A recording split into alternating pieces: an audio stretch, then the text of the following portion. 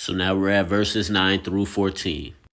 Jesus continues saying, "Then they will deliver you to tribulation and will kill you, and you will be hated by all nations because of my name. And at that time, many will fall away and will betray one another and hate one another." Again, all you have to do is follow the pronouns. Seeing as Jesus is saying this to his disciples, the next question is, did this actually happen to the apostles? For these things to have happened to them is to mean Jesus' words were absolutely true.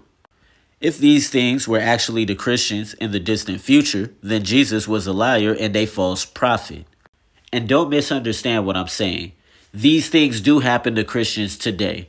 But what Jesus is saying to his disciples here, what we're reading here, the context is what he's saying will happen to his disciples. So don't play that game with me.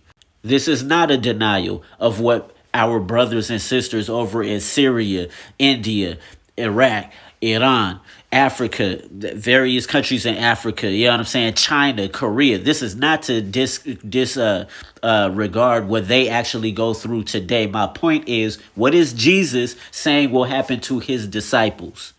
Because he's telling them that something would be happening to them. So if it doesn't happen to them, then he lied. The answer to this question is absolutely yes. We have internal evidence. Stephen was the first martyr, stoned by the chief priest. This is Acts chapter 7, verses 58 to 59. James, the brother of John, was also put to death with the sword by King Herod. That's Acts chapter 12, verses 1 and 2. Paul also tells the Corinthians about the things he experienced for the sake of the gospel, including receiving 40 lashes by the Jews. This is 2 Corinthians chapter 11, verses 24 and 27, or 2:27, I should say. Luke also says it pleased the Jews to arrest Peter. This is Acts chapter 12, verse 3. So even this confirms they were being betrayed by their own people. Eusebius tells us how the apostle James was martyred by the Jews, pushed off that building, and then had his head clubbed when he was on the ground. He also mentions that this happened under the reign of Claudius. Persecution leads to apostasy. Paul told Timothy that all who were with him in Asia turned away from him. Among them were Phygellus and Hermogenes. That is 2 Timothy chapter 1, verses 15 to 16. He also mentioned Demas loving this present age and deserting him. 2 Timothy 4, verse 9 through 11. He also warns Timothy to be on guard for a guy named Alexander who did much harm. That's 2 Timothy 4, verses 14 to 16. Many false prophets will arise and will deceive many.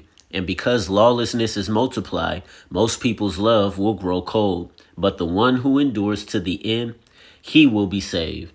And of course, we have false prophets today, and we always have since this time. But again, if you're only thinking about what is going on today, that means you have forgotten what you read in verses 1, 2, and 3. And I don't want you to do that. I want you to remember what the context of what we're reading is. Did these false prophets arise and deceive many? Yes. We mentioned them earlier in verse 5. The New Testament has many warnings regarding them creeping in. Keep in mind that this is in the context of the first century. Peter says they will come from among the congregations with destructive heresies. This is 2 Peter chapter 2, verse 1. Paul warns them about the Corinthians, or warns about them to the Corinthians. 2 Corinthians chapter 11, verse 13. Paul also talks about two men called Hymenaeus and Philetus who had gone astray from the faith and were telling people the resurrection already happened. That's 2 Timothy 2, 14 through 16. Paul said he knew that when he would depart, savage wolves would come in and draw disciples away after them. And that's Acts chapter 2, verses 29 to 30. John even spoke of many antichrists coming, who left out from among them to show that they were never really of them. That's 1 John chapter 2, verses 18 and 19. Now, can it be found that lawlessness was abounding in the church during this time? Paul, in writing to the Corinthians, rebuked them for allowing sexual immorality to go on within their congregation.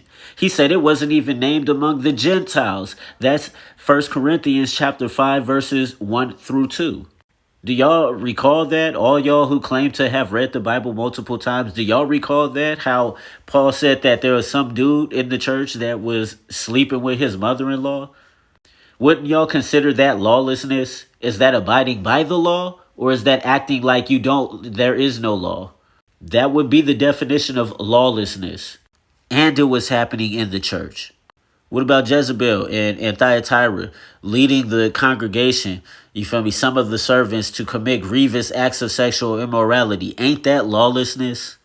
John, writing for Jesus to the church of Ephesus, says that they had left their first love. That's Revelation 2 and 4. This gives us an idea of what Jesus meant when he tells the disciples, the love of many will grow cold. You can go to each one of these verses and if you can prove that I have taken these out of context, then do it. Prove it. Otherwise, this is the homework that some of y'all claim y'all have done. Jesus says, "And this gospel of the kingdom shall be proclaimed in the whole world as a witness to all the nations, and then the end will come." The end Jesus is referring to is the end of the age, which is signified by the destruction of the temple. Recall that he is answering the questions of verse 3. The commission was that the gospel of the kingdom would be preached throughout the world. That's Matthew 28, verses 17 to 20. Paul seemed very convinced that the gospel would reach the ends of the world as according to scripture in Romans chapter 10, verses 14 through 18. Did it actually happen that the gospel went out to all the earth before AD 70? Yes. Eusebius believed the voice of the apostles went forth through all the earth. He also lists some of the places the apostles went. I want to apologize for the way my eyes is looking, y'all. It's been a long day. My days are pretty long these days, and very, very tiring. But, I do this because I love to do this. I love to read the Bible. I love to teach the Bible.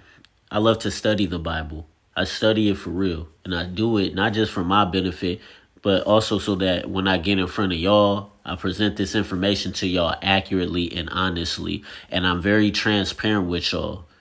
And I know my page don't grow as fast as everybody else's because I don't be on here talking nonsense. Not just the stuff that sound good, not just the popular stuff, you know what I'm saying? Postmillennialism is not a popular view. But after all of the examples laid out in the scripture, regarding like the prophets in the Old Testament and the New Testament apostles and what happened to Jesus, y'all should know better than to just follow after something or somebody because they're popular. Y'all should know better. But you know what? Human beings are hard-headed, slow to learn. You feel me? Anyways, next video will be the abomination of desolation. See y'all there.